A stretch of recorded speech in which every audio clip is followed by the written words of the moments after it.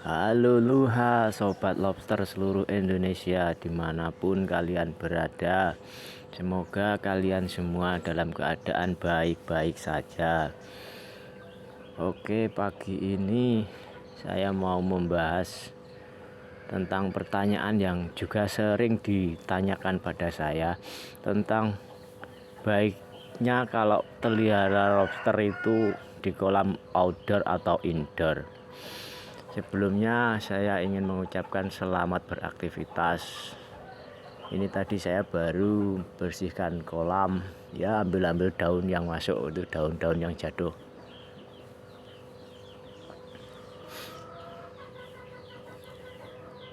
Seringkali orang yang baru mau beternak itu bertanya, lebih baik indoor atau outdoor gitu.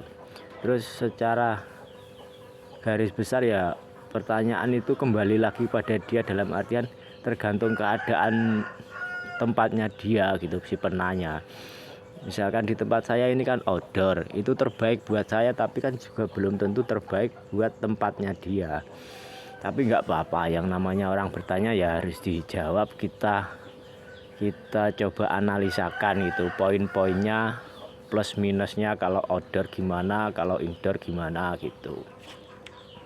Ya kurang lebih seperti ini. Kalau indoor itu nilai plusnya itu yang jelas aman dari bocah dan binatang yang lain, karena tempatnya kan terlindung kalau indoor. Terus minusnya indoor itu harus pakai aerator atau mesin sirkulasi, itu harus ada. Terus minusnya lagi, sisa pakan itu lebih cepat jadi jamur. Terus minusnya lagi itu kotoran lobster lebih cepat jadi amonia, itu kalau di indoor. Itu juga sepengalaman saya loh, soalnya dulu saya juga indoor dulu di dalam sana, di dalam rumah, dalam rumah belakang sana tuh. Saya indoor 1 kolam, 2 kolam itu dulu di sana. Begitu berkembang, akhirnya saya putuskan untuk memakai cara outdoor ini di luar ruangan. Terus kalau outdoor itu nilai plusnya yang pertama, aerator atau mesin sirkulasi itu tidak harus ada. Dalam artian kalau ada ya baik, kalau nggak ada juga nggak masalah gitu. Seperti di tempat saya ini, sebenarnya ada ini mesin pompa itu yang muter air, tapi nggak setiap waktu saya nyalakan gitu.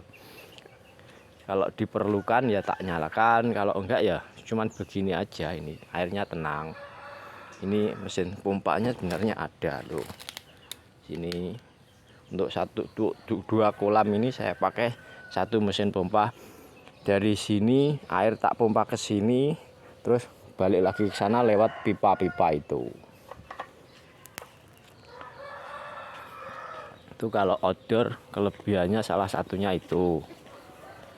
Ini tak tunjukkan di tempat saya, banyak yang nggak pakai mesin-mesin gitu. Ini outdoor di luar. Seperti ini kan, ini lobster bertelur.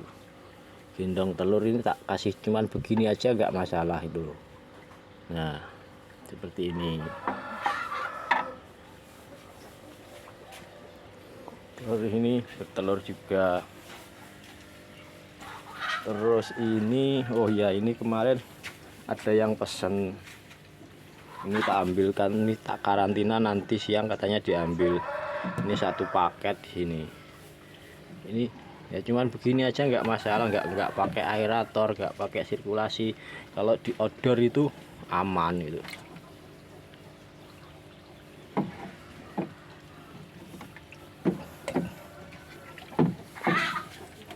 Terus ini juga kolam pemijahan saya di sini ini. Ini juga nggak pakai sirkulasi, nggak pakai aerator, cuman 2 hari atau 3 hari sekali itu saya tambahin air biar ada air yang keluar gitu. Kalau kurasnya 1 bulan sekali ini saya kuras sambil ngecek yang bertelur ada berapa gitu, tak sendirikan nanti di sana tempatnya, di kotak-kotak itu. Kalau ini kolam pembesaran ini ada mesin sirkulasinya ada, cuman juga nggak wajib. Ini tak matikan juga nggak masalah gitu, nggak ada yang mati, lobsternya sehat-sehat saja, nggak masalah.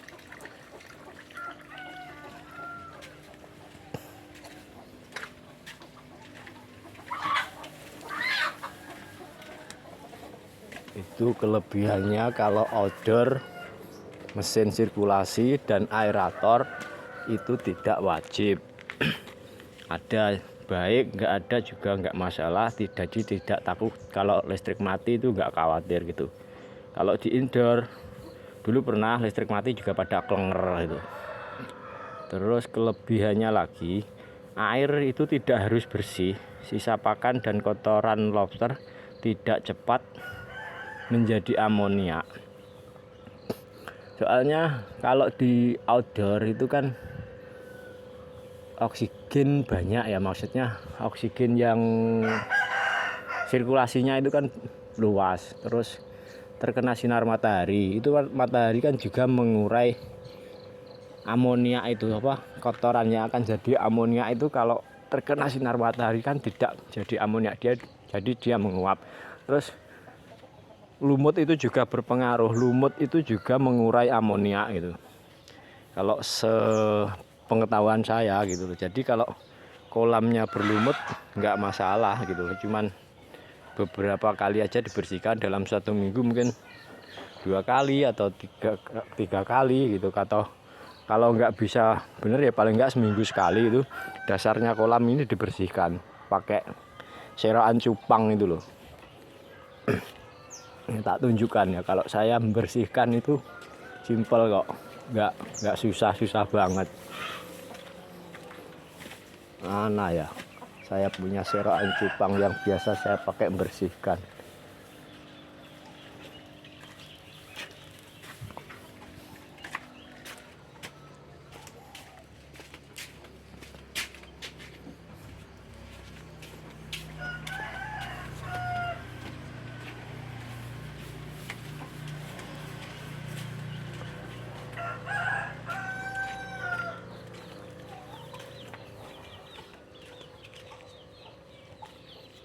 Nah kayak ini teman-teman, pakai serokan cupang ini, itu kan dasarnya kolam kan ini ada kayak apa, lumpur atau apa ini ya, cuman diambil begini aja pakai serokan cupang ini.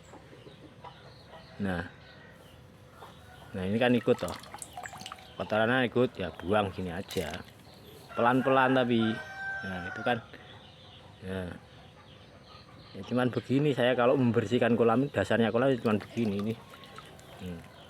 2 hari sekali, 3 hari sekali gitu, satu kolam ini paling setengah jam selesai gitu.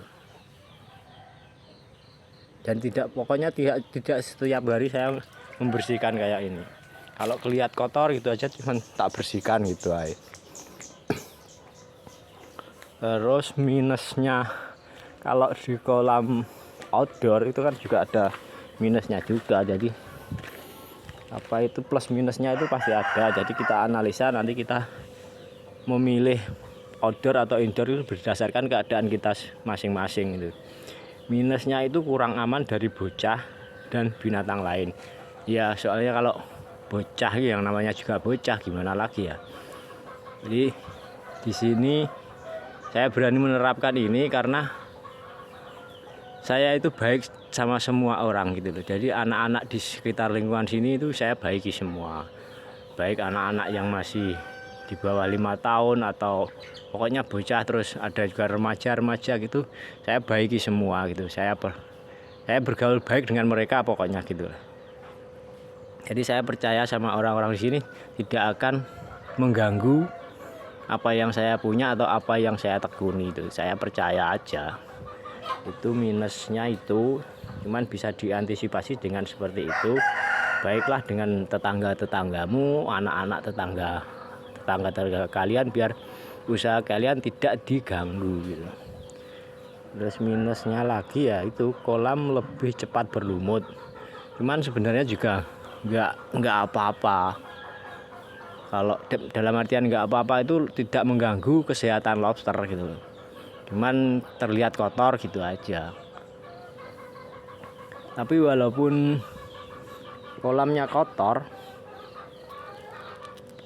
kalau lobster budidaya itu tetap bersih-bersih gitu loh. Ini tak tunjukkan juga di tempat saya yang tadi tak karantina ya. Walaupun kolamnya agak kotor, tapi lobsternya ternyata juga bersih-bersih, soalnya ya memang lobster budidaya gitu. Ya kayak gini. Yo. Ya kan bersih toh bawahnya. Oh, sehat-sehat gitu.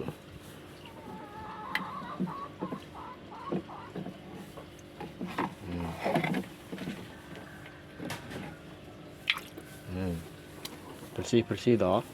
Oh, tuh. Oke. Untuk sementara seperti itu. Plus minusnya kolam outdoor atau indoor, silahkan kalian sendiri tentukan menurut keadaan kalian masing-masing yang mau budidaya. Ini saya urai itu karena kemarin malam ada yang telepon, Mas, dia tanya, Mas, baiknya outdoor atau indoor gitu. Terus ya tak tanya lagi, dia tak terus komunikasi, tak uraikan gitu. Terus saya kepikiran untuk membuat video ini karena mungkin juga banyak yang bertanya seperti ini gitu loh. Terus tak kasih satu lagi ya, maksudnya pengetahuan satu lagi. Kan ada juga yang sering bertanya baik aerator atau sirkulasi gitu loh. Ini menurut pengalaman saya juga. Dulu itu saya pernah ngetes ya. Jadi satu kolam buraya itu ada yang tak kasih aerator, ada yang tidak gitu. Itu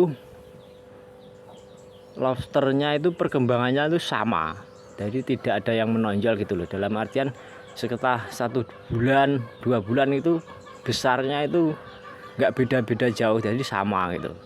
Jadi aerator tidak pakai aerator juga tidak beda jauh. Terus pernah juga saya mempraktekkan kayak gitu. Saya yang satu kolam tidak pakai apa-apa, yang satu kolam pakai mesin sirkulasi itu, air yang saya puter itu. Nah, itu di kolam buraya. Itu perkembangannya yang pakai sirkulasi itu lebih cepat, itu lebih baik, maksudnya lobsternya lebih cepat besar-besar gitu loh. Waktu itu sekitar 2 bulan yang di kolam sirkulasi itu yang ada mesin sirkulasinya, besarnya sudah ada yang mencapai 1,5, rata-rata 1 sampai 1,5 itu ya. Terus yang tidak pakai apa-apa itu masih kecil-kecil. Nah, dari situ berarti saya menyimpulkan aerator sama sirkulasi itu lebih baik sirkulasi kalau untuk kolam pembesaran. Terus kan banyak juga yang tanya kalau pakai sirkulasi apa nanti tidak tersedot burayanya. Nah itu saya akali atau saya siasati. Ini saya tunjukkan juga sekalian ya. Untuk mengakali atau mensiasati supaya buraya tidak tersedot oleh mesin sirkulasi. Itu seperti ini.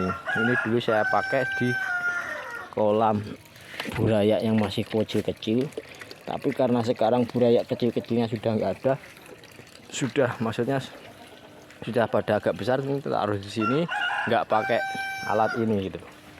Nah seperti ini alatnya. Maaf ini kotor teman-teman.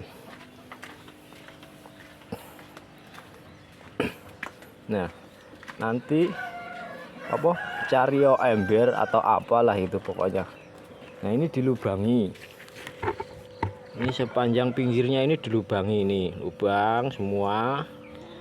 Terus dikasih ini kayak jaring ini. Jaring apa namanya nggak tahu saya. Pokoknya ini belinya di toko-toko perkakas itu loh. Jadi terus setelah dilubangi dikasih pakai ini. Ini kan kalau dicelupkan ke kolam dia tenggelam soalnya air bisa masuk. Dan nanti mesinnya pompa itu di sini. Supaya lobster burayanya tidak bisa masuk ke sini, tidak tersedot oleh mesin sirkulasi kan, ini terhalang oleh apa ini, jaring-jaring ini gitu loh. Aman kalau seperti ini. Oke, untuk sementara seperti itu saja teman-teman. Plus minusnya kolam indoor dan outdoor ya seperti ini rangkuman saya. Semoga bermanfaat. Dan yang sudah mampir di channel saya, terima kasih. Silahkan like, subscribe, ataupun bagikan ke teman kalian bila mungkin teman kalian membutuhkan informasi seperti ini. Oke, bye.